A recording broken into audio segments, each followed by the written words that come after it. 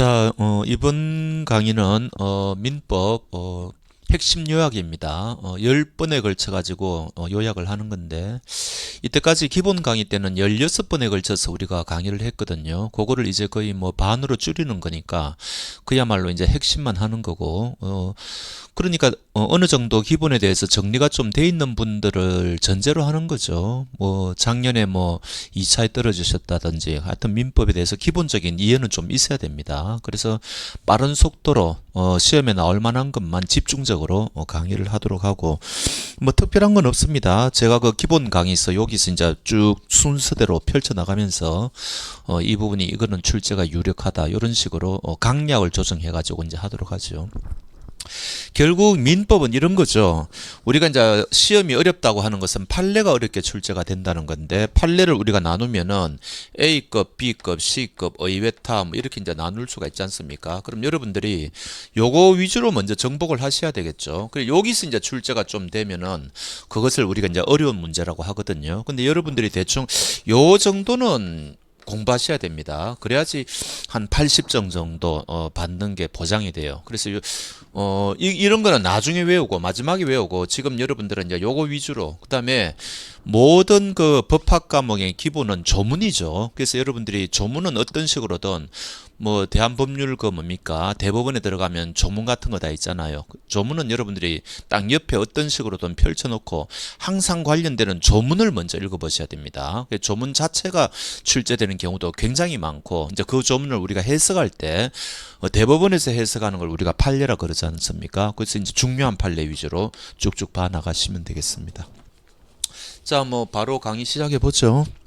자, 5페이지 보시면은 1조에서 이제 그 법원이라 해가지고 이제 한데, 요거는 첫 번째는 뭐예요? 조문이 출제가 되겠죠.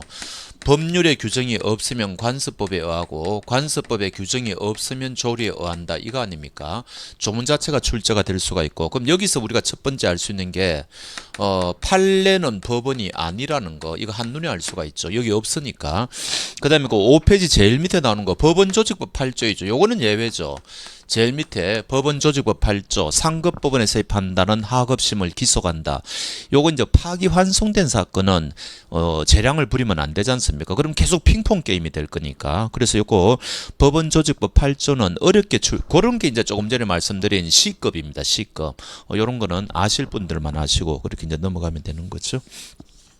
그 다음에 이제 6페이지 와보면은 여기서 이제 요 법률의 의미, 뻔하죠. 이 법률의 의미는 여기서 모든 성문법을 의미한다, 이거 아닙니까? 그럼 이제 여기서 출제가 되는 게 뭐 행정부에서 만드는 명령규칙, 대법원에서 만드는 규칙, 지방자치단체에서 만드는 거, 시험에 제일 많이 나오는 건 이제 국가 간의 뭡니까 조약이죠. 조약도 해당이 된다는 거, 뭐 요런 거.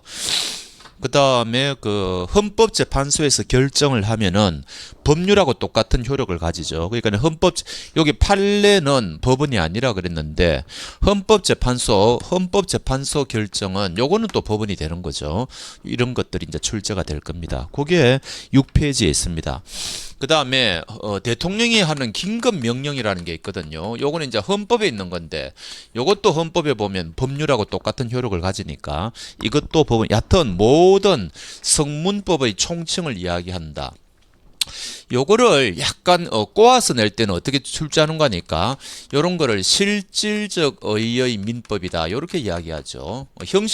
형식적 의의 민법은 우리가 민법 전만 이야기하는 거고, 실질적 의의 민법은 이게 특별법이든 또 민법전이 아니든 민법과 관련되는 것은 모두 법원이 될 수 있다는 거죠. 요럴 때 우리가 이제 실질적 의다, 이제 요런 표현을 씁니다. 이제 6페이지 쭉 제가 말씀드린 게 쭉 나오고 조약 같은 거 이제 하시고, 그다음 이제 두 번째는 여기 이제 관습법의 경우에는 시험에 제일 많이 나오는 게 뭔가니까 요 관습법. 요거는 첫 번째는요, 사실인 관습하고 구별하는 거. 요게 이제 굉장히 시험에 많이 나오죠. 요거는 이제 관습법과 사실인 관습의 구별, 정말 시험에 많이 나오고, 그다음 이제 헌법에 위배되는 관습법의 효력이 어떻게 되느냐? 당연히 효력이 없죠. 요거는 우리 그 대법원 판례가 있죠. 종중 판례. 종중에 여성원들이 이제 자동적으로 가입된다는 거, 뭐 그런 것들이 출제가 될 겁니다. 관습법은 요게 우리 민법에서 제일 어려운 게 이게 직권조사 사항이냐 변론주의냐 이게 제일 어렵죠. 요거는 무조건 외우셔야 됩니다. 직권조사 사항. 원래는 이 민사소송법에 가보면은 법률 요건 분류설이라 그래가지고 이게 입증 책임이나 뭐 이런 뭐 직권조사 사항 이런 게 조금 우리가 감을 잡을 수가 있죠. 근데 판례가 있다는 것은 그만큼 이게 이제 어려운 겁니다. 그러니까 이게 대법원까지 갔을 거고 이거는 무조건 외우셔야 되는 거죠. 직권조사상 뭐 그런 거고 그다음에 보충적 효력 법률에 성문법이 있으면은 관습법은 등장할 수가 없죠. 보충적 효력 뭐 이런 거. 그다음에 다섯 번째 이때까지 우리 판례가 인정한 거 어떤 관습법이 있느냐 뭐 이런 것들이 좀 있고 그다음 여기서는 조금 어렵게 출제가 되면 장사법 있지 않습니까? 분묘기지권과 관련해 가지고 장사법 이런 특별법을 만들었을 때는 이제부터 발생하는 분묘기지권은 인정하지 않겠다. 그러나 옛날에 분묘기지권이 성립이 됐다면 그것은 인정하겠다. 뭐 그런 게 이제 전원합의제 판례가 있으니까 이런 장사법 좀 보시면 되겠습니다. 그게 6페이지 보면 제일 밑에 있고 이제 첫 번째는 요거죠. 관습법은 요거는 법원이죠. 그러나 사실인 관습은 요거는 어디에 씁니까? 해석의 기준이 되는 거죠. 요거는 어디까지나 해석의 기준이 된다. 요것은 법령이라고 할 수 없다. 법령하고 대등한 게 아니죠. 사실인 관습은 사실에 불과하니까 그런 것들이 6페이지에 쭉 나옵니다. 어쨌든 관습법 해가 동그라미 1번, 2번, 그 다음에 오른쪽에 헌법이 위배되는 관습법은 인정이 안 된다. 종중 판례 이런 거 좀 보셔야 되고 그 다음에 그 참고 있는데 이것은 헌법 문제입니다. 그래서 이게 평등권 이렇게 헌법에 있는데 그것을 근거로 민사에 관한 그 판결 내릴 수가 있느냐 직접적으로는 못 내리죠. 우리 헌법의 일반 조항 2조 신의성실의 원칙 103조 반사회질서법률행위 750조 불법행위 이런 조항을 통해 가지고 간접적으로 적용된다. 요게 이제 예전에 몇 년 전에 시험이 한번 나왔거든. 의외타 문제가 한 번씩 나옵니다. 이거는 그야말로 의외타 문제인데 아실 분들은 아시고요.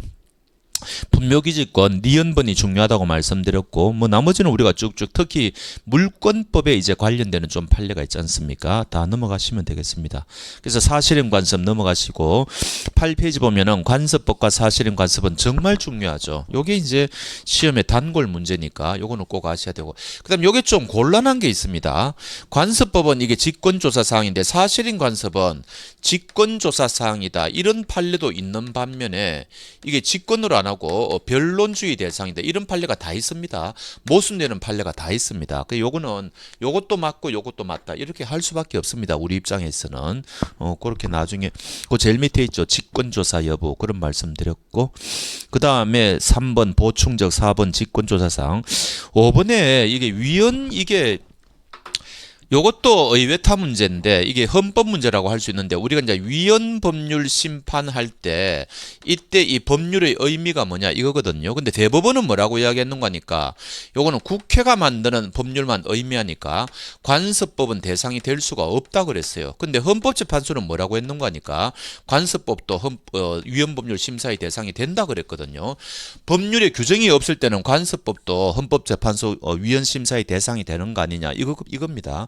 여기 약간 모순되는 것처럼 보이기 때문에 요거는 헌법 문제고 관습법하고 연결이 되기 때문에 출제한다고 하면 방법은 없는데 요것도 의외타 문제입니다. 그러니까 아실 분들만 아시라는 거죠. 이렇게 다르게 이야기했습니다. 그래서 거기에 위헌 법률 해가지고 그거는 대법원이죠. 그 밑에 헌법재판소는 다릅니다. 약간 다릅니다.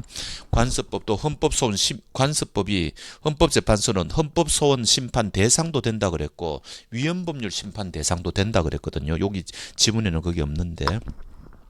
조리는 뭐 특별한 게 없는데 오른쪽에 보면은 이게 2023년 판례니까 비교적 최근 전원 합의체 판례거든요. 제사 주재자가 누구냐? 요거는 우리가 저 뒤에 물건에 가면은 제사 주재자가 나오는데 이때 제사 주재자 옛날에는 남성 위주로 내려갔죠. 남성이 없으면 비로소 여성이 등장했는데 이제 바뀐 판례는 뭡니까? 남녀 구별하지 않고 최연장자가 제사 주재자가 된다.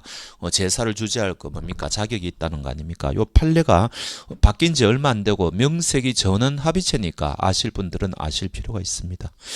그 다음에 9페이지 10페이지 다 넘어가셔도 되고 이제 신의성실의 원칙으로 가보겠습니다. 조리는 뭐 출제될 만한 게 없죠? 넘어가겠죠.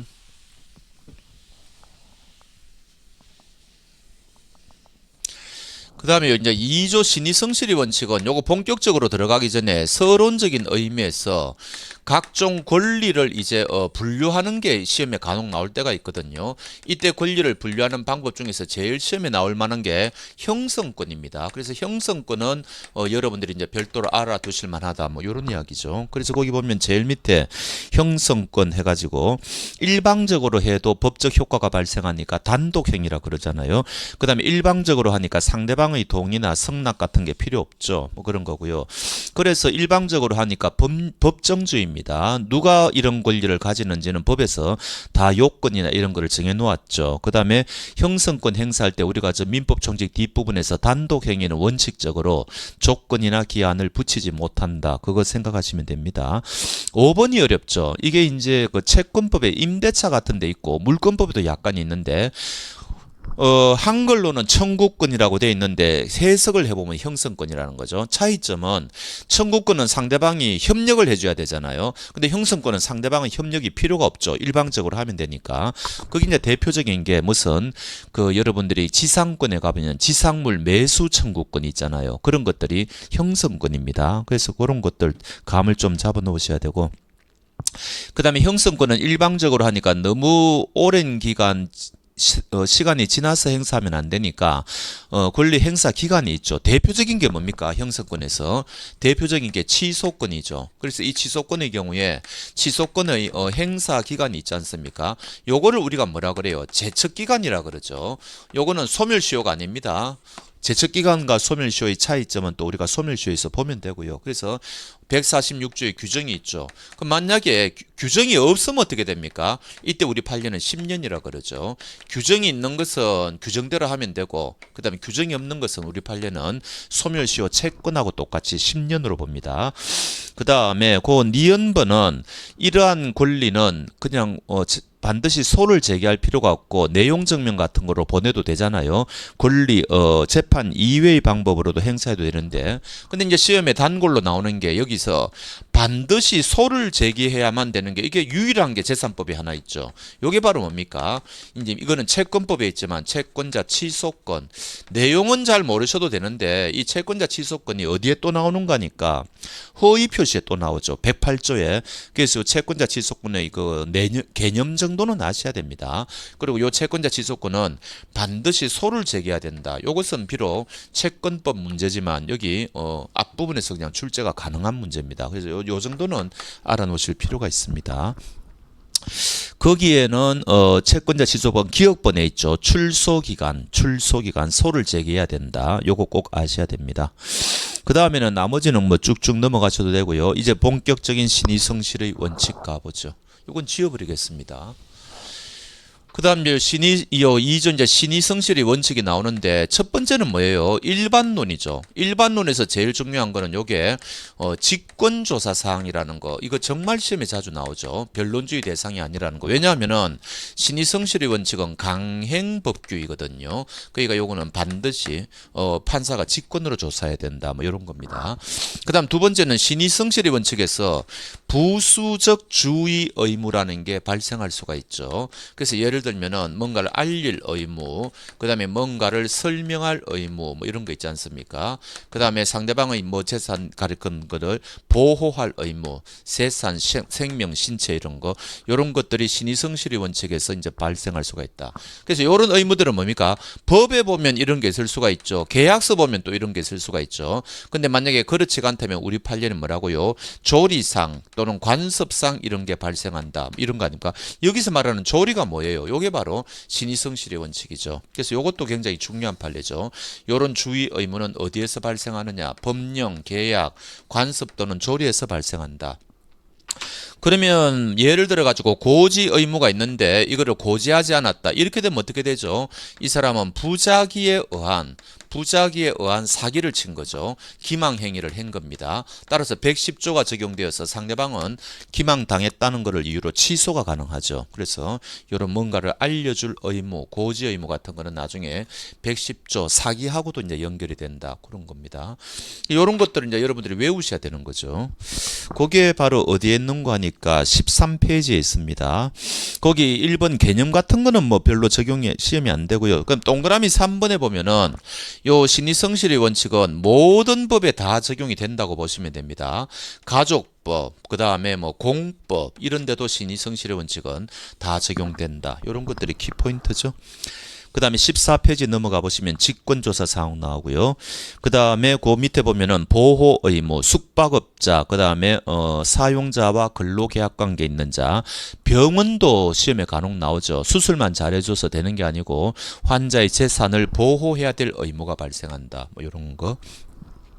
고지 의무, 거기 첫 번째 그런 게 나오고요. 그 다음에 원칙, 뭐 그냥 원칙 예외는 그냥 넘어가셔도 됩니다. 상대방이 안 알려줘도 되는 거 있잖아요. 뻔히 알고 있는 사실 이런 것까지 굳이 알려줄 필요는 없다는 건데 그냥 너무 자세하게 하실 필요는 없습니다. 설명 의무 그런 게 나오고 그 다음에 이제 구체적 타당성의 실현이 나오는데 요거는 조금 조심하실 게 예외적입니다. 원칙적으로 인정된다 그러면 틀립니다. 변호사 수임료라든지 그 다음에 보정 채무 이런 거 있지 않습니까? 그건 계약한 내용대로 원래는 다 상대방한테 갚아야죠. 갚아야 되는데 그것이 정의관념에 너무너무 부적당할 때는 예외적으로 깎아줄 수가 있다. 그때 등장하는 게 뭐라고요? 신의성실의 원칙이란 이야기죠. 그래서 그게 가로 이번에 구체적 타당성 동그라미 1번 위임계약이니까 변호사 뭐 생각 여러분들이 감정평가서 합격하셔도 나중에 고객들하고 계약 맺을 때 똑같은 문제가 발생합니다. 예외적 이런 말이 하고 2번도 마찬가지죠. 그 다음에 3번에 소멸시효 완성 주장하는 것도 권리 남용에 해당될 수가 있고 신의성실의 원칙에 위반될 수 있다. 이거는 그 끝부분에 민법 총칙 끝부분에 우리가 중복되는 거죠. 4번은 뭔가 하니까 우리가 이제 행정청은 법치주의가 대원칙이지 않습니까? 근데 그게 원칙인데 예외적으로 신의성실의 원칙이 법치주의에 앞설 수도 있다는 거죠. 그것도 극히 예외적인 경우에 발생한다는 겁니다. 그런 것들을 쭉 한번 감을 잡으시면 되겠습니다. 요게 이제 일반론적인 이야기고 신의성실 이제 요 신의성실의 원칙과 관련해 가지고 이제 우리 학자들이 이제 그거를 했죠. 뭡니까? 모순되는 행위. 이제 판례를 분석해 가지고 이제 이거를 개별화시키자. 그러니까 분류한다고 그러죠. 그래서 요거는 일단은 모순되는 행위 뭡니까? 원칙적으로 금지가 된다. 원칙이라고 할까요? 원칙적으로 금지가 된다. 그러나 예외적으로 허용이 된다. 이거 아닙니까? 그러면 예외적으로 허용이 된다 할 때 이게 바로 뭐예요? 그 유명한 이게 제일 중요하죠. 강행법규에 위반되었을 때는 강행법규를 위반할 때는 오히려 모순되는 행위를 해야만 요 강행법규의 취지를 살린다는 거 아닙니까? 그 대표적인 시험에 나오는 게 미성년자죠. 미성년자가 법정 대리인의 동의 없이 법률행위를 했을 때는 그 법률행위를 취소할 수 있죠. 명백하게 모순되는 거죠. 그러나 오히려 취소해야만 미성년자를 보호하는 입법 취지에 따르는 거 아닙니까? 그래서 요거 강행법규에 위반되었을 때는 사실은 이게 예외의 예외가 있어요. 그런데 그거는 그렇게 공부하면 여러분들이 좀 헷갈릴 수 있으니까 요 정도까지만 보시면은 충분합니다. 여기 이제 제일 중요하고요. 그러면 이제 여기서 문제가 뭔가 하니까 여기 요 원칙과 관련되는 판례 있지 않습니까? 요거를 여러분들이 판례의 사례라고 그럴까? 요거를 이제 여러분들이 감을 잡으셔야 돼요. 그래서 어떤 문제가 나왔을 때 요 판례는 모순되는 행위와 관련되는 거구나. 요거는 실효의 원칙과 관련되는 거구나. 뭐 이런 식으로 감을 잡으셔야 됩니다. 그게 어디에 있는 거니까 16페이지에 있죠. 긍정한 판례 해가지고 동그라미 1번, 동그라미 2번, 특히 동그라미 3번은 우리가 무권 데려가서 해도 되는데 이거는 그냥 민법 총칙에 아마 10손가락 안에 들어가는 중요한 판례일 겁니다. 무권 대리인이 본인을 상속했을 때는 모순되는 나중에 추인을 거절하면 안 된다는 거죠. 뭐 이 판례는 너무너무 중요하고요. 4번도 어렵습니다. 취득시효가 완성된 후에 사실을 모르고죠. 모르고 나는 이 토지에 대해서 어떤 권리 주장도 하지 않겠다 했는데 나중에 보니까 취득시효가 완성돼가 이제 권리를 주장할 수가 있느냐? 모순된다는 거죠. 그것도 하면 안 된다는 겁니다. 굉장히 이 사람은 모르고 권리를 주장하지 않기로 했는데 나중에 취득시효가 완성될 때 이거 내 땅이라고 할 수가 있느냐? 우리 판례는 안 된다는 겁니다. 그래서 이런 판례는 굉장히 어려운 판례예요. 그래서 거기 있는 1번, 2번, 3번, 4번은 대표적인 모순되는 행위와 관련되는 판례니까 감을 잡으셔야 된다는 거죠.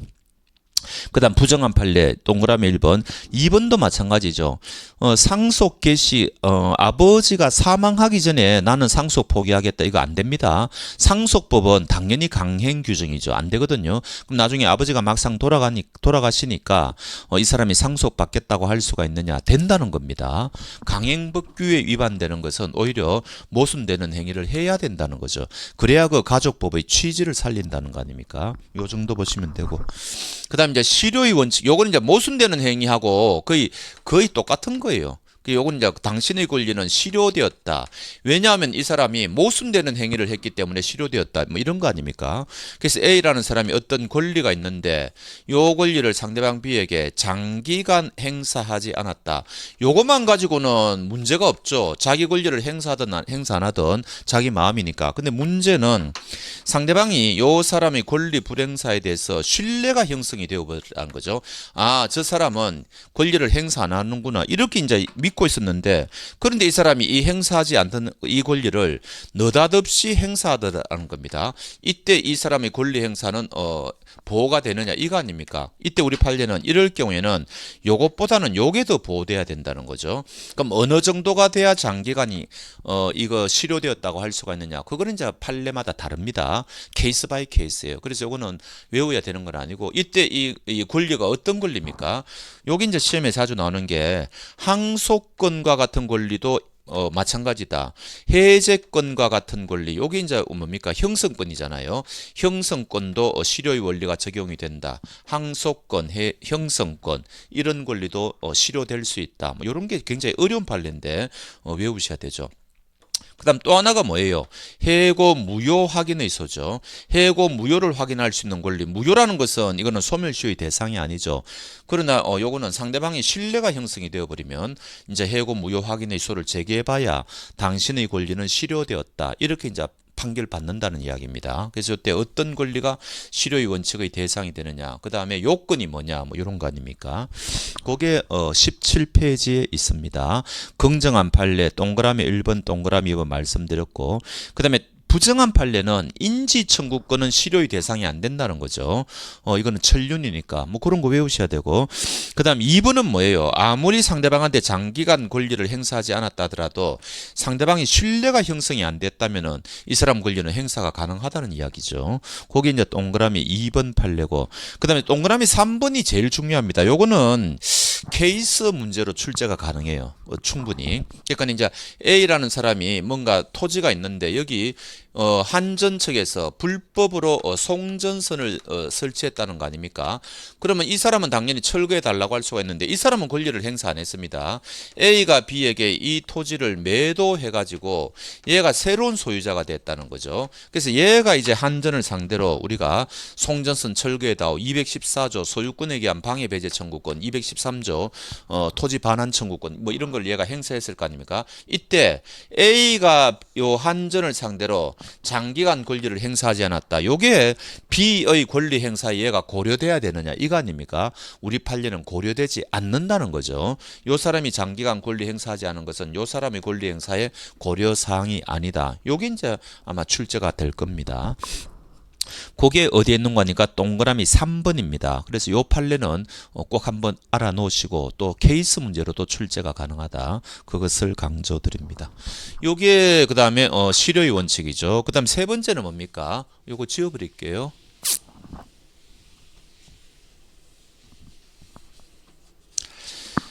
세 번째는 사정 변경의 원칙이죠. 요거는 보통은 사정이 변경된다는 것은 특히 이제 계약법에서 시간을 좀 요하는 계약이 있지 않습니까? 뭐 그런 걸 이제 우리가 주로 이야기하는 거죠. 그럼 예를 들어 가지고 1960년도에 뭔가 매매 계약을 체결했다. 그다음에 1980년도에 상대방한테 잔금을 달라고 청구할 때 이 20년 동안에 굉장히 이 돈 가치가 많이 바뀌었을 거 아니에요. 그러면 여기 이제 이 옛날 요 약속한 돈 가지고는 내가 안 되니까 이럴 때는 뭐 어떻게 합니까? 계약 내용 변경을 요구합니다. 돈을 좀 더 달라는 거죠.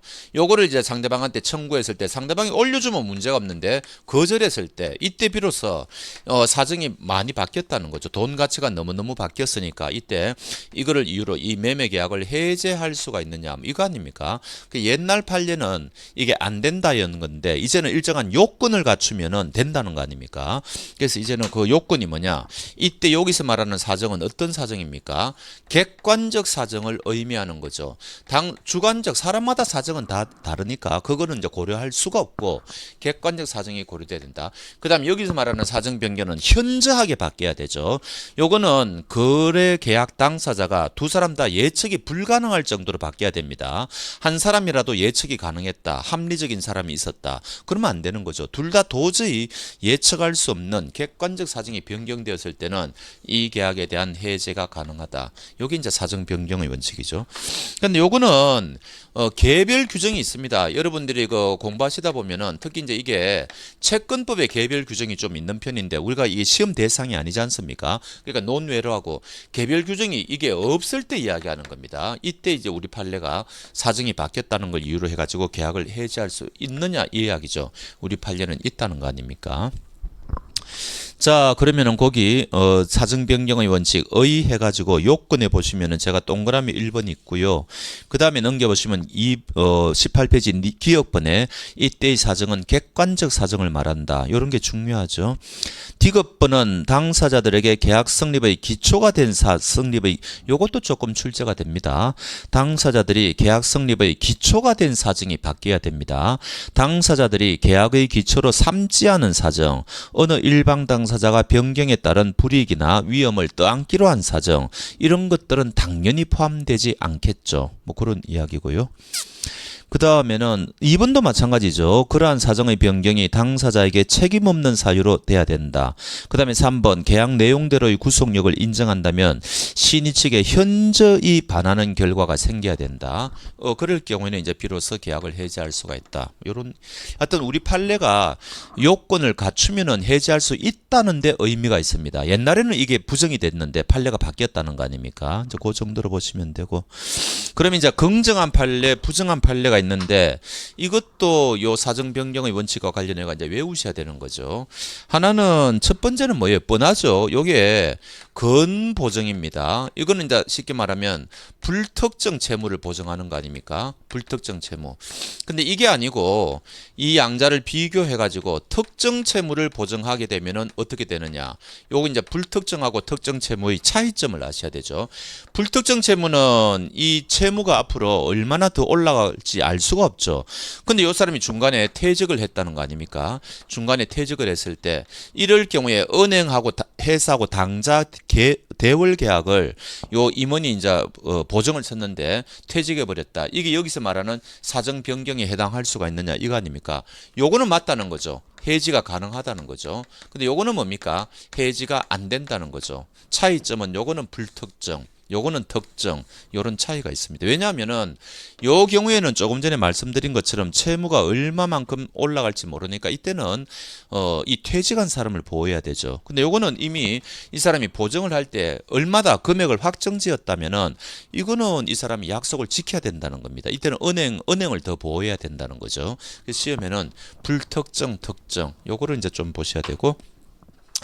그 다음에 이게 어려운 판례가 하나 임대차가 나오는데 이게 채권법이기 때문에 모르겠습니다. 근데 이게 우리가 민법 총칙은 원래 물권법, 채권법을 공통되는 부분을 모아놓은 과목이기 때문에 채권법 뭐 어떤 개별적인 거를 물어보기는 좀 그렇다고 하더라도 좀 어때 전체적으로 엮여 있는 거는 출제가 가능하다고 봐야 되거든요. 그럼 여기도 마찬가지입니다. 임대차의 판례가 요 사정 변경의 원칙과 관련된 판례가 있는데 요거 다른 시험에는 좀 출제가 되고요. 요거 어렵습니다. 그게 어디에 있는가 하니까 동그라미 3번이 아니고 동그라미 2번입니다. 동그라미 3번은 하지 마십시오. 요거는 그냥 임대차 계약 그 자체고 2번은요.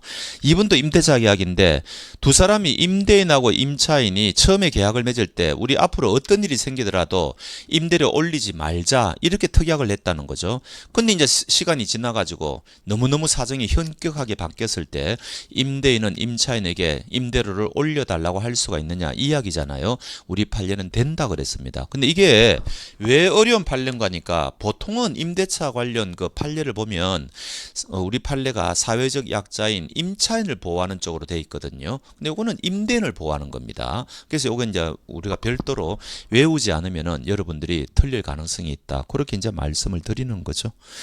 그렇게 이제 감을 잡으시면 되고요. 그 다음에 이제 부정한 판례 동그라미 1번에 이사가 회사의 확정 채무 보정한 거고 2번은 시가가 뭡니까 올랐다 9년이 지났으니까 시가가 좀 달라졌을 거 아닙니까 그거 가지고는 안 된다는 겁니다. 이 사정 변경의 원칙은 판례가 굉장히 엄격하게 해석을 하는 거죠. 그래서 2번 동그라미 2번 판례는 그 이야기입니다. 그래서 이 부분을 공부할 때는 되는 경우하고 안 되는 경우하고 그런 것들을 좀 감을 잡으셔야 된다. 그렇게 보시면 되겠네요.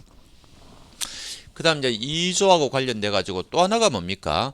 권리 남용 금지의 원칙이 있죠. 권리 남용 금지. 요거는 요건이 객관적 요건을 갖추어야 되고 또 주관적 요건을 갖추어야 된다. 이런 말을 하지 않습니까? 독일 민법에는 주관적 요건이 있는데 우리 민법은 없단 말이죠. 그런데 이게 소유권 남용의 경우에는 우리 판례가 이거를 엄격하게 좀 요구하는 편이에요. 그래서 객관적 요건은 이게 사회 질서에 반할 정도가 돼야 된다. 뭐 이런 거고요. 그다음 주관적 요건은 오로지입니다. 아무 권리를 행사하는 이 사람은 아무 이익이 없고 오로지 상대방을 해칠 목적이 있어야 된다. 상대방을 해칠 목적. 이런 거를 요구하죠. 소유권 남용의 경우에는 우리 판례가 이런 거를 좀 요구하는 편인데 이거 말고 상계권의 남용이라든지 뭐 다른 거 뭐 항변권의 남용 등등 좀 남용이 우리 뭐 사회에서 뉴스 보다 보면 저건 너무 좀 심한데 갑질하고 있네. 이게 전부 권리 남용에 해당하는 거거든요. 그래서 그럴 경우에 우리 판례가 주관적 요건은 필요 없다고 한 판례도 제법 있습니다. 있는데 그거는 대개 보면 채권법에 그런 판례가 좀 있어요. 그래서 이것도 이 부분에서 우리 민법 총칙에서 출제하기가 좀 애매한 부분이 있습니다. 그래서 우리는 권리 남용의 경우에 일반적으로는 판례가 요 두 가지 요건을 다 요구한다. 그 다음에 요거의 의미는 사회 질서에 반해야 된다. 요거는 오로지 상대방을 해칠 목적이 있어야 된다. 이렇게 감을 잡으셔야 되고 그럼 이 사회 질서에 반한다는 건 뭐냐 이런 이야기죠. 현저한 차이가 있어야 됩니다. 이 사람이 권리를 행사하려는 이 사람이 얻는 것은 조금밖에 안 되는데 상대방이 그 뭡니까 피해보는 건 어마어마하다는 거죠. 그 정도가 되면 이제 사회 질서에 반한다. 그렇다고 해가지고 그것만 가지고 또 판단하면 안 되죠. 예를 들어 가지고 경기도가 지금 땅을 여기 교사를 지어가 학생들이 공부하고 있는데 이 교사가 사실은 개인 땅을 침범해가 지었다는 겁니다. 그래서 나중에 그 사람이 A라는 사람이 그 사실을 알고 이 교사를 214조 소유권에 의해서 철거해달라 이렇게 했을 때 이거 권리 남용인가 이거 아닙니까? 권리 남용이 될 때도 있고 안 될 때도 있는 거죠. 이 사람이 여기 교사를 허물어 버리고 아무것도 뭐 별로 할 게 없습니다. 그런데도 그냥 이게 싫다는 거죠. 이럴 경우에는 권리 남용이 될 수가 있죠. 근데 나는 이거 교사 허물고 내가 여기 내 건물 짓겠다는 거죠. 그럴 경우에는 이 경기도가 잃는 거는 마이너스 100이다. 이 사람이 얻는 거는 플러스 한 30밖에 안 된다. 이렇게 현격한 차이가 있더라도 이것을 가지고 권리 남용이라고 할 수는 없단 말이죠. 사회 질서에 반하는 정도라니까. 그래서 이게 판단하는 게 굉장히 어렵습니다. 그래서 이 권리 남용은 생각보다는 출제가 안 돼요. 판례는 좀 있는데 그래서 이 부분은 어차피 신의성실의 원칙과 권리남용은 합쳐가지고 한 문제 출제될 거니까 대개는 보면은 신의성실의 원칙에서 집중적으로 출제하죠. 출제할 만한 판례가 많으니까. 어찌됐든 19페이지 한번 봅시다. 권리남용의 개념은 넘어가셔도 되고요. 그 다음에 2번에 사례 해가지고 1번, 2번은 판결을 통해 가지고 권리남용이 된다는 것은 판사를 속였다는 이야기입니다. 어찌됐든 확정 판결 받아가지고 어떻게 강제 집행하는 것도 경우에 따라서는 권리남용이 될 수 있다. 뭐 그런 팔립니다. 넘어가셔도 되고. 그럼 시험에는 뭐 구구절절 출제가 안 되고 확정 판결에 의한 강제 집행도 권리 남용이 될 수 있다 없다 이렇게 출제할 거니까 될 수 있다 이렇게 정리하시면 되겠죠. 그 다음에 동그라미 2번 소멸시효 주장하는 게 남용이 되는 것은 굉장히 중요한 판례입니다. 이건 우리가 소멸시효에서 보면 되고요. 4번은 동시행의 항변권인데 특히 이게 임대차죠. 보증금 돌려주기가 싫으니까 너거 이거 왜 이거 내 고쳐주지 않아 이러면서 임대인이 조금 그거 하는 겁니다. 그 뭐라고 할까 행패라고 할까 갑질 부리는 거죠. 이거 고쳐줘야만 보증금 돌려주겠어. 근데 금액이 너무 현격한 차이가 있다는 거죠. 임차인이 고쳐줘야 되는 비용은 한 20만 원인데 보증금은 매덕이란 말이죠. 이 권리 남용이다. 이제 우리 판례가 이렇게 했지 않습니까? 그런 식입니다. 그 다음에 객관적 요건 말씀드렸고, 그 다음에 주관적 요건 타인을 해할 목적, 2번의 기억번, 그 다음에 상계권의 남용은 우리 판례가 이제 주관적 요건 필요 없다 그랬는데 요것도 애매하죠. 출제하기가. 근데 이 민법 총칙에서 출제하겠다고 하면은 방법은 없으니까 알아두시는 게 좋을 겁니다. 상계권은 채권 총론에 나오거든요. 어찌됐든 뭐 그런 거고요. 그럼 이제 디귿번은 요즘은 이거 출제 잘 안 하는데 이 주관적 요건은 마음속에 있는 거니까 이거 입증하기가 법정에서 입증하기가 어려울 거 아닙니까? 그래서 이제 요럴 경우에는 요 요건이 충족되면 이제 요 요건은 저절로 이제 추인이 된다. 뭐 이런 식으로 이제 판례가 있다는 겁니다. 참고하시면 되겠네요. 자, 그다음 이제 권리 남용의 경우에는 저 사람을 쫓아내고 싶은데 제가 소유권에 의해서 행사를 했는데 소유권 행사가 권리 남용으로 인정을 받았다. 그럼 저희 소유권은 박탈되느냐? 당연히 아니죠. 그 대신에 부당이득이나 뭐 이런 거는 돈을 받을 수는 있습니다. 소유권이라는 권리 남용이 인정된다고 해서 이 사람의 권리가 박탈되는 것은 아니다. 이것도 뭐 지문 중에 좀 나오는 편이고. 그러나 친권은 박탈 제도가 있죠. 친권은 그런 식으로 정리하시면 되겠습니다. 자, 여기까지가 이제 서론적인 부분이고 이제 권리의 주체 부분으로 가보도록 하죠. 요거는 제일 앞부분에 이 나오는 게 권리 능력이 나오고요.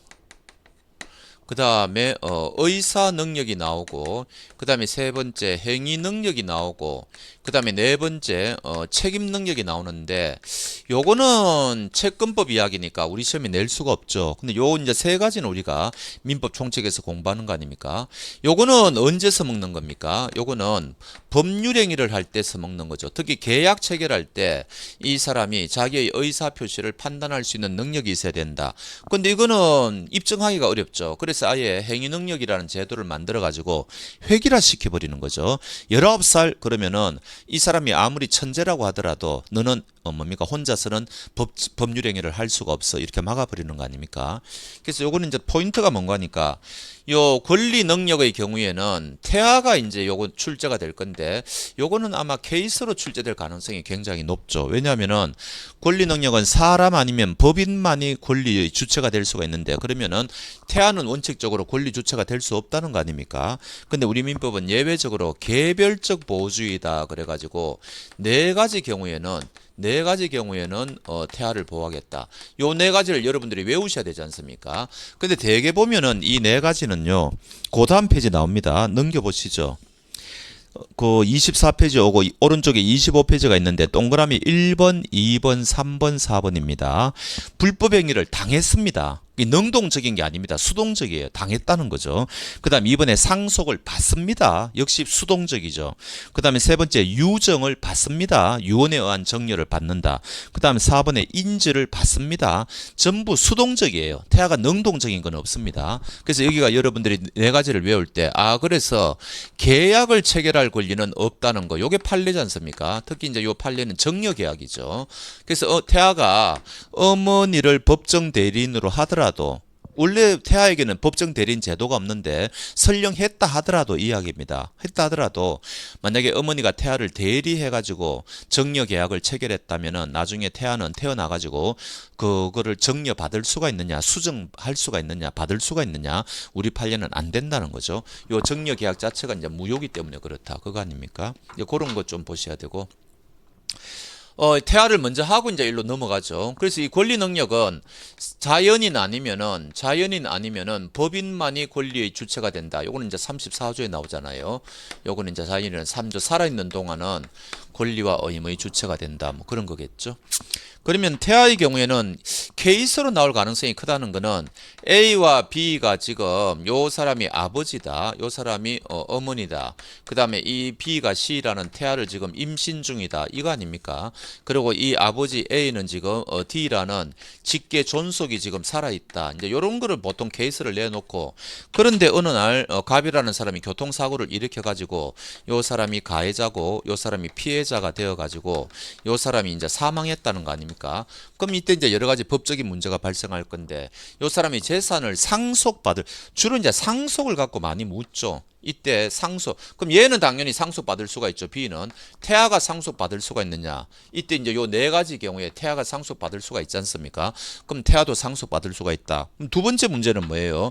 그렇다면 요게 첫 번째는 네 가지를 아셔야 되고 두 번째는 그럼 만약에 상속받을 수 있다고 치자 법에 그렇게 돼 있으니까 태아인 동안에 아직 출생을 안 했는데 태아인 동안에 이런 상속과 같은 이 상속권을 이 사람이 권리 행사가 가능하냐 이런 이야기죠. 그러면은 상속권을 행사하려면은 법정 대리인을 통해서 해야 될 거 아닙니까? 근데 우리나라는 유감스럽게도 살아있는 사람에 대해서는 얘가 태어나면은 법정 대리인 제도가 있죠. 19살 때까지. 근데 태아인 동안에는 법정 대리인 제도가 없다는 겁니다. 그러면은 학자들은 우리가 비슷한 거 있을 때 당겨 쓰는 거를 유추해 쓰기라 그러잖아요. 없어? 아니 그러면은 그 사람인 동안에 법정 대리인 제도를 당겨 와서 쓰면 되겠네. 그게 바로 뭐예요? 해제 조건설이죠. 해제 조건설. 그러나 우리 판례는 뭐라 그럽니까?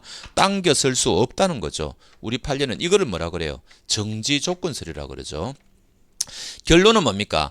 태아인 동안에는 상속권 행사가 안 된다는 게 판례죠. 정지조건설. 이유가 뭐라고요? 태아인 동안에는 법정 대리인 제도가 없기 때문이다. 그러면은 이 사람의 재산은 누가 상속받아갑니까? 일단 이 두 사람이 상속을 받아가죠. 태아는 상속을 받아갈 수가 없으니까 태아인 동안에.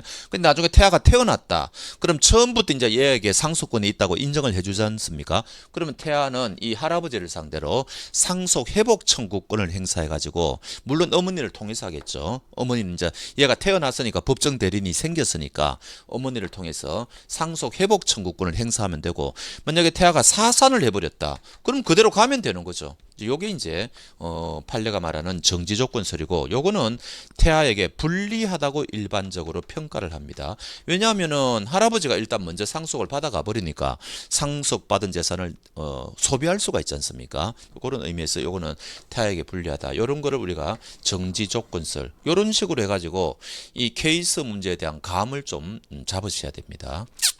그 다음에 이제 두 번째는 뭐예요? 만약에 지문에 이 태아가 사산되었다 이런 말이 나오면 볼 것도 없죠. 이 네 가지 이거는 인정이 안 되죠. 왜냐하면은 우리 그 판례는 태아가 살아 출생을 해야만 권리를 인정한다는 게 판례 아닙니까? 근데 태아가 만약에 태어나지를 못했다. 그러면은 논의할 필요도 없습니다. 이거는 해제 조건설도 마찬가지예요. 그래서 요거는 학설 대립이 없습니다. 정지 조건설이든 해제 조건설이든 만약에 태아가 사산을 하게 되면은 결과적으로 이 태아는 일체의 권리가 행사하지 않는다. 그는 뭐 볼 것도 없고 그 판례거든요. 어찌됐든 간에 지문에 사산이 나오면은 이 태아는 처음부터 일체의 권리가 인정되지 않구나. 그거를 감을 잡으셔야 됩니다. 그게 이제 키포인트가 되는 거죠. 그 다음에 이제 두 번째 포인트는 뭡니까? 그러니까 요거는 예전에는 이 파트에서 압도적으로 해제 조건설이 많았거든요. 학자들은요. 판례는 정지 조건설이라 그러지만 근데 지금 시간이 갈수록 이 정지 조건설을 취하시는 분들이 많아졌어요. 어찌됐든 아직도 제가 알기로는 해제 조건설이 더 다수설이라고 알고 있는데 그러면 교수님들이 출제 들어갈 거니까 해제 조건설도 여러분들은 일단 알아놓으시기 바랍니다. 해제 조건설은 뭐예요? 태아인 동안에도 어머니를 통하여 일단 상속받는다. 근데 태아가 살아서 출생했다. 그럼 그대로 가면 되는 거죠. 법률 관계가 복잡해지지도 않습니다. 그리고 요즘은 의학이 발달되었으니까 얘가 쌍둥이로 태어날 건지 이런 것도 우리가 미리 알 수가 있고, 대부분의 경우에는 사산의 경우에는 별로 없지 않습니까? 그래서 학자들은 해제 조건설이 맞다는 거거든요. 그게 태아한테 더 유리하다는 겁니다. 그래서 요거는 요 파트는 케이스로 출제가 될 때 해제 조건설도 충분히 출제가 가능하다. 그거를 아시고 정지 조건설과 해제 조건설의 차이점 그거를 같이 알아두시면 좋습니다. 그 다음에 여기 또 네 가지 중에 한 가지, 우리가 이제 불법 행위를 당했을 때 상대방한테, 피해자는 가해자에게 손해배상을 청구할 수가 있지 않습니까? 손해배상 청구가 가능한데, 이때 여기의 손해에는 위자료도 포함이 되죠. 위자료도. 그럼 태아의 경우에도 마찬가지냐? 나중에 태아가 태어나면은 요거 위자료 청구권 행사할 수가 있느냐? 이거 아닙니까? 우리 판례는 된다는 거죠. 된다. 요것도 굉장히 시험에 잘 나오죠. 자, 그러면은 그거까지 해가지고 25페이지 보면은 동그라미 1번에 기역번 정말 중요하고, 그 다음에 2번에 상속에는 대습 상속하고 유류분권이 다 포함됩니다. 요거는 가족법 이야기지만 상속에 대한 기본 개념이니까 여러분들이 이제 아실 겁니다. 요것도 다 태아가 받을 수 있다고 하시면 되고요. 그 다음에 문제되는 경우 정려는 안 된다는 거 아셔야 되고, 그 다음 태아의 권리 행사 방법, 견해의 대리, 정지조건설, 왜 판례가 정지조건설을 취하느냐? 우리 민법상으로는 법정 대리인 제도가 없기 때문이다. 그게 이제 관점입니다. 해제조건설 감은 잡으셔야 되고, 그 다음에 사산 나오죠. 여기까지입니다. 그 다음에 이제 외국인의 경우에는 우리 시험뿐만 아니고 그 다른 시험에도 외국인이 출제되는 경우가 거의 없어요, 생각보다. 근데 지금 우리나라에 들어와 있는 외국인들이 한 10% 정도 가까이 된다 그러지 않습니까? 그러니까 이 외국인은 지문 중에 하나 나올 수가 있지, 이 외국인 자체를 무슨 한 문제로 해가지고 출제할 그런 건 없습니다. 그래서 어찌됐든 외국인은 우리 헌법에 보면은 우리 대한민국 국민하고 동등하게 취급해야 됩니다. 평등주의가 원칙인데, 그거는 이제 이론적인 이야기고 모든 나라가 다 마찬가지죠. 예외적으로 상호주의에 의해서 해주죠. 그러나 이제 전쟁 같은 거에 대비해 가지고 외국인이 선박, 항공기, 도선사 이런 거는 원천적으로 할 수가 없습니다. 그런 식으로 정리하면 되겠네요. 그 다음 이제 권리 능력의 소멸이 나왔는데, 오른쪽에 보면 동시 사망의 추정, 2인 이상이 동일한 위난으로 사망한 경우에 동시에 사망으로 추정돼요. 요것은 무슨 문제인가 하니까 시체가 발견되지 않은 겁니다. 항공기가 밀림에 추락했다. 뭐 태평양 한가운데 추락했다. 그럼 여기 모자가 타고 있었다. 그러면은 우리가 100% 99.99% 사망했다고 추정할 수가 있지 않습니까? 근데 시체가 발견되면은 뭐 관계가 없죠. 그런 건데, 요거 잘못 말했습니다. 시체가 발견되었는데, 제가 거꾸로 이야기했네요. 시체가 발견되었는데, 누가 먼저 사망했는지는 알 수가 없죠. 밀림에 추락했기 때문에, 뭐 이런 거 아닙니까? 이럴 경우에 그 선후를 알 수가 없으니까, 이때는 일단 동시에 사망한 거로 추정하자. 이런 제도이잖아요. 요게 이제 30조입니다. 수정하겠습니다. 시체가 발견되었다. 그렇다 하더라도 우리가 누가 먼저 사망했는지에 따라서 상속 순위가 바뀌니까, 이게 이제 이런 조문이 필요하다는 겁니다.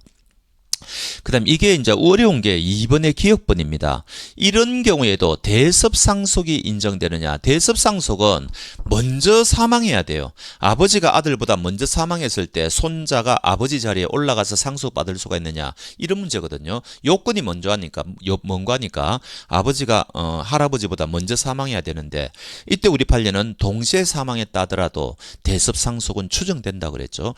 이 문제도 마찬가지입니다. 이게 엄밀하게 말하면 가족법 문제인데 대습상속이니까 다른 시험에 보면은 요거 간간히 출제됩니다. 민법 총칙에서. 요거 알아두시는 게 좋을 것 같습니다. 그래서 이때는 동시에 사망했다 하더라도, 그럼 요건이 어긋나잖아요. 먼저 사망한 게 아니니까. 그렇다 하더라도 이런 경우에도 인정이 돼야 된다는 겁니다. 이유가 있는데 뭐 그거는 우리가 여기에서 뭐 자세하게 할 필요가 없으니까 넘어가겠습니다. 그 다음에 사망의 경우에 이제 우리가 생물학적 사망, 이 사망이 생물학적 사망이 있고 그다음에 인정 사망이라는 제도가 있고 그다음에 실종 선고라는 제도가 있지 않습니까? 요거는 민법에는 없는 겁니다. 요거는 가족관계 등록법에 있어요. 요거는 당연히 민법에 있죠. 요것도 규정이 없습니다. 우리 민법에 보면은 사망과 관련해 가지고 뭐 없어요. 아무런 말이 없거든요. 동시에 사망하면 뭐 동시 사망으로 추정한다 이런 조문은 있지만 언제 이 사람은 사망한 게 되느냐 이런 조문은 없단 말이죠. 뭐 호흡이 안 하고 뭐 맥박이 안 뛰고 뭐 이런 거 심장이 정지되고 그렇게 우리가 이제 해석을 하지 않습니까? 이제 그런 건데 요거는 그런데 왜 제가 이거를 굳이 적었는가 하니까 요거 추정입니다. 요거는 사망으로 추정이 되고 요거는 사망으로 간주가 돼요. 그러면 요것도 고도의 사망 확률이 있다는 거 아닙니까? 근데 뜻밖에도 그 사람이 살아 돌아왔다. 그럼 바로 번복이 되죠. 근데 요거는 번복이 안 되죠. 왜냐하면 요거는 간주니까. 그래서 요거 차이점을 좀 아셔야 되고. 근데 요거는 이제 더 끝났고요. 나중에 이제 실종 선고는 사망으로 간주되지만 여기서 말하는 사망의 의미는 여기서 말하는 사망하고 다르죠. 반쪽짜리 사망입니다. 그건 나중에 우리가 실종 선고 가서 하면 됩니다. 자, 그다음에 행위 능력으로 행위 능력으로 가기 전에 이제 의사 능력을 봐야 되겠죠. 그래서 이제 두 번째 의사 능력입니다. 여기서 말하는 의사 능력, 그 다음에 세 번째 말하는 행위 능력은 뭐를 전제로 한다고요? 요 사람이 법률 행위를 한다, 계약을 체결한다, 이런 거를 지금 우리가 이제 전제로 하는 거 아닙니까? 그러면 한 살짜리 애기도 권리 능력은 있지만 의사 능력이 없을 거 아닙니까? 그래서 첫 번째 의사 능력이 없이 계약을 체결했다. 이러면 이 계약은 어떻게 되느냐? 이거 아닙니까? 첫 번째는 요거는 무효라는 거죠. 여기 이제 우리 판례입니다. 근데 문제는 우리 민법 총칙 보면은 요런 경우에는 무효다. 규정이 다 있죠. 무슨 뭐 반사회질서 행위는 무효다. 뭐 이런 거. 그다음 비진의 표시는 원칙적으로 유효지만 상대방이 알았거나 알 수 있을 때는 무효. 이런 식으로 규정이 다 있잖아요. 근데 요거는 규정이 없어요. 그래서 너무 당연하기 때문에 규정이 없는 겁니다. 요거는 그냥 의사 능력이 없는 사람이 계약을 체결했다는 무효다. 이거 알아야 되죠. 그다음 두 번째는 뭐예요? 이거 판단 기준이 뭐냐? 어떤 식으로 판단하느냐? 이거 아닙니까? 이게 뭐예요? 요거는 케이스 바이 케이스로 판단하는 거죠. 개별적으로 판단한다. 이거 아닙니까? 그래서 요건 이제 요거는 우리가 개별적으로 판단할 수가 없죠. 사람 아니면 법인이니까. 행위 능력도 마찬가지죠. 19살이냐 이냐 아니냐, 이 사람이 피성년 후견 받았느냐 안 받았느냐 뭐 등등 이어가지고 따지면 되잖아요. 그래서 요거 두 가지는 이 사람이 뭡니까? 판단할 때 우리가 이거는 그냥 객관적으로 판단하면 되죠. 또 다른 말로 하면은 획일적으로 판단하면 됩니다. 뭐 이런 건데, 근데 이거는 그렇지가 않다는 거죠. 요 사람이 요 경우에는 얘가 영 의사 능력이 없다고 봐야 되겠구나. 요 경우에는 그래도 조금 있네. 이런 식으로 케이스 바이 케이스로 좀 다르다. 그런 말씀을 드리는 겁니다. 그 다음에 이제 세 번째는 의사 능력의 요 개념이죠. 요거는 아직까지 한 번도 시험에 안 나왔는데 뭐 충분히 출제가 가능합니다. 그거 좀 이따가 우리가 한번 읽어볼까요? 거기 28페이지 가 보시면은 개념이라 그래가지고 의사 능력이란 둘째 줄입니다. 어떤 법률 행위가 일상적인 의미만으로 알기 어려운 특별한 법적 의미나 효과를 가진 경우에는 이를 이해할 수 있을 때 의사 능력이 인정된다. 여기 이제 의사 능력의 개념이라는 겁니다. 그래서 일상적인 의미만으로 알기 어려운 그런 특별한 법적 의미 같은 경우에는 그것까지도 이해할 수 있는 능력이 있어야 의사 능력이 인정된다. 이제 그렇게 아닙니까? 자, 그러면 의사 능력의 판단 기준 개별적 말씀드렸고 동그라미 1번에 무효 말씀드렸죠. 그 다음에 이제 정말 중요한 게 뭡니까? 요 4번이죠. 그러면 만약에 이미 상대방한테 뭔가 준 게 있다. 그럼 돌려받아야 될 거 아닙니까? 무효의 경우에는 이게 어떤 문제가 생깁니까? 이미 준 게 있다면은 부당이득의 문제가 생겨버리죠. 그럼 부당이득 반환의 문제가 생깁니다. 이럴 경우에 요때 이제 선의자하고 악의자가 똑같이 취급된다는 거죠. 여기 이제 141조가 유추 적용된다는 거 아닙니까? 우리가 이제 141조가 무슨 조문입니까? 미성년자죠.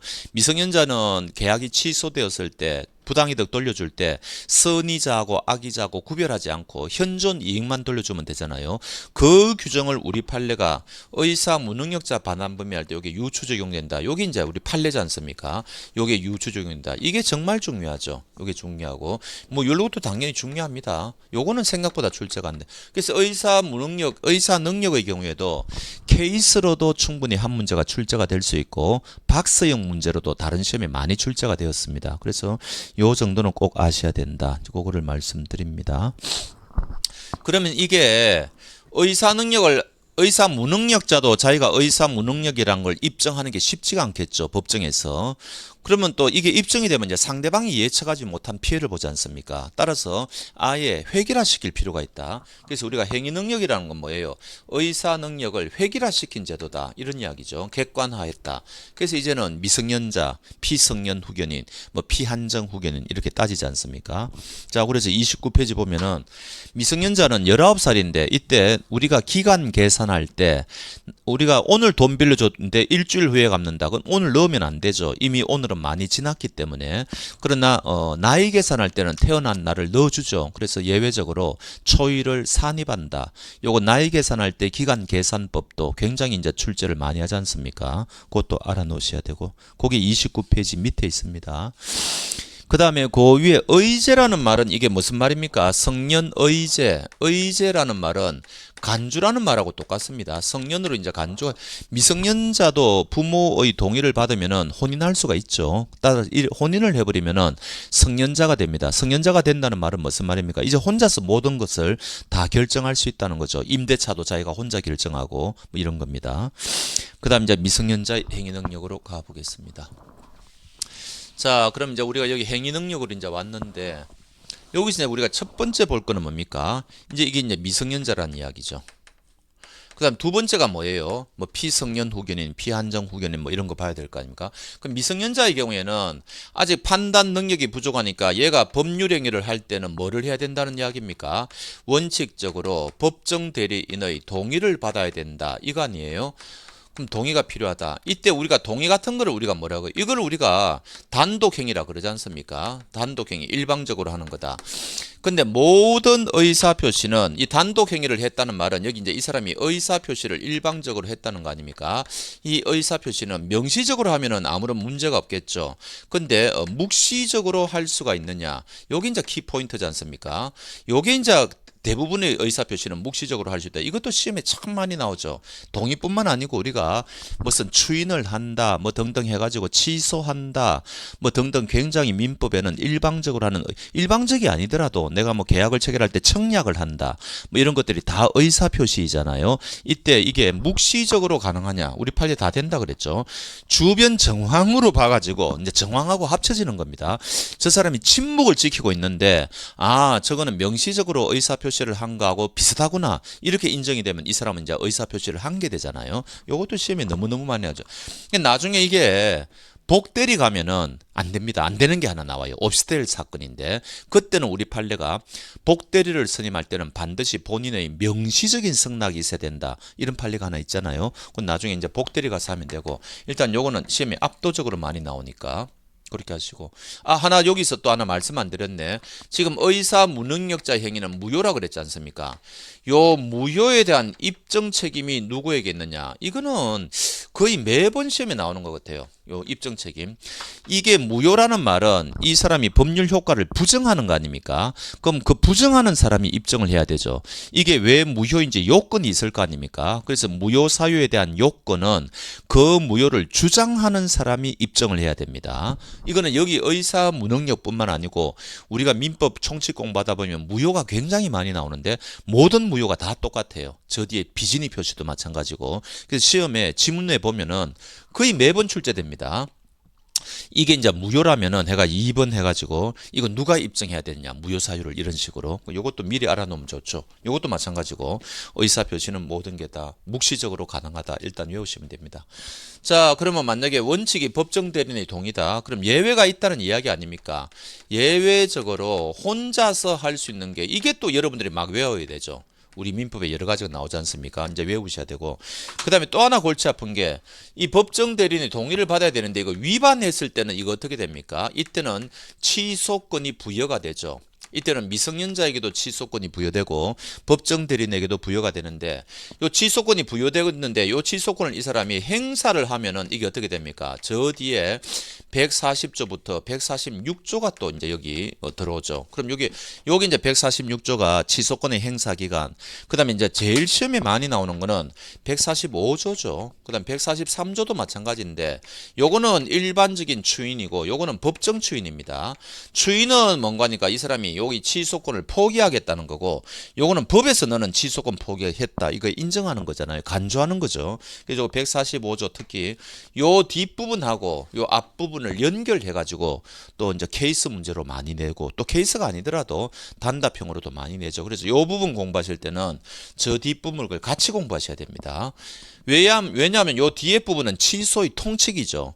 착오의 경우에도 취소할 수가 있고 사기 강박을 당해서도 취소할 수가 있으니까 그거하고 이걸 다 몰아놓은 거거든요. 다 공통되는 겁니다. 그래서 140조부터 146조는 취소의 상대방은 누구냐, 취소는 어떻게 행사해야 되는 거야, 취소를 하면 어떤 효과가 생기느냐, 취소권 포기는 어떻게 해야 되느냐, 어떤 일정한 행위를 했을 때는 당신은 취소권을 포기한 거라고 법에서 인정해버리죠. 그게 바로 법정 추인이고 그 다음 또 취소권은 언제까지 행사해야 되느냐 이런 문제가 다 엮여 있지 않습니까? 그거를 같이 공부해야 된다. 지금 이런 이야기죠.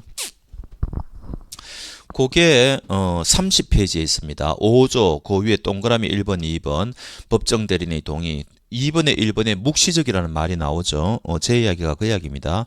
그 다음에 동그라미 2번 같은 거 있죠. 이게 7조에 있는데 이런 게 오히려 제일 어려워요. 여러분들이 중요한 거는 외우시고 뭐 그렇게 한단 말이죠. 이해를 통해 가지고. 근데 좀 지엽적인 조문이 있죠. 여기 이제 7조인데 법정 대리인은 미성년자가 아직 법률 행위를 하기 전에는 그 동의했던 거를 거둘 수가 있습니다. 하지 말라고 번복할 수가 있다는 거죠. 이렇게 번복하는 것을 우리는 법에서는 철회라 그러잖아요. 근데 법에는 이거를 또 취소라고 표현이 되어 있거든요. 그래서 학자들은 이거를 철회라고 해석해야 된다. 뭐 이런 게 있습니다. 어찌됐든 요 7조라는 조문이 있다는 점. 법정 대리인은 미성년자가 아직 법률 행위를 하기 전에는 그 동의를 취소할 수 있다. 이런 거 알아놓으시고 그다음에 이제 법정 대리인은 이제 본인이 아버지 엄마가 직접 움직여도 되죠. 그럼 법적 효과는 미성년자가 가져가면 될 거 아닙니까? 이제 법정 대리인이 대리권을 행사해야 되는데 이때 이해상반 행위는 법정 대리인에게 대리권이 없습니다. 근데 이거는 제가 여기 30페이지에는 해설을 좀 해놓았는데 이거는 여러분들은 하지 마십시오. 가족법이 시험 범위가 아니니까 요거 자체가 출제가 안 돼요. 요거는 너무 좀 가족법을 깊게 들어간 거고 그냥 여러분들은 이해상반 행위는 법정 대리인이 대리권을 행사할 수가 없다. 그 정도로 공부하시면 되고 이 이해상반 행위가 어디에서 한 번 더 나오는 거니까 124조에서 한 번 더 나와요. 자기계약 상방 대리할 때 판례가 하나 있거든요. 그 판례는 약간 중요합니다. 그래서 그때 또 이해상반 행위를 한번 보면 됩니다. 그래서 오른쪽에 4번에 위반 시 취소권 발생 이제 이런 것까지입니다. 자 그럼 이번 시간에는 뭐 요 정도까지 하죠. 다음 시간에 이제 요거 혼자서 할 수 있는 행위가 어떤 게 있느냐 요거부터 해가지고 조금 하나씩 점검해 가도록 하겠습니다. 네, 수고하셨습니다.